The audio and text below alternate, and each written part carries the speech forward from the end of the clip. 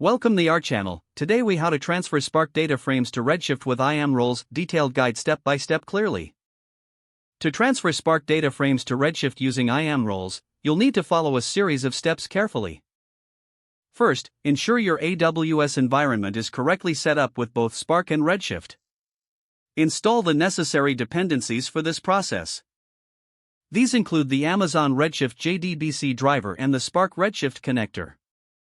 Next, configure your IAM role with the appropriate permissions for both Redshift and S3. Attach this IAM role to your EMR cluster if using Amazon EMR or your EC2 instance if using standalone Spark. Launch your Spark application with the required configurations. Set the Spark data frame that you want to transfer. This can be done by reading data from your data source into a data frame. Prepare the options required for writing to Redshift. These options should include the JDBC URL, the table name, and the IAM role ARN. Use the right method of the data frame to initiate the transfer. In this method, specify the format as com.databricks.spark.redshift.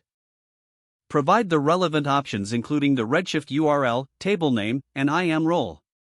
After specifying the options, invoke the save method to execute the transfer. Monitor the transfer process for any potential errors or issues. Once the transfer is complete, validate the data in Redshift. Perform checks to ensure that the data has been accurately loaded. Following these steps will make sure that your Spark data frames are successfully transferred to Redshift using IAM roles. If the page does not load, refresh the browser or try again in a private or incognito window.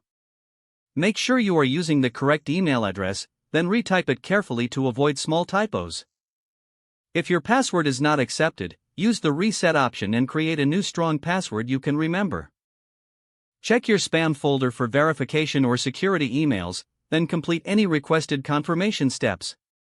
Enable two-factor authentication if available to improve account security and reduce unauthorized access risk.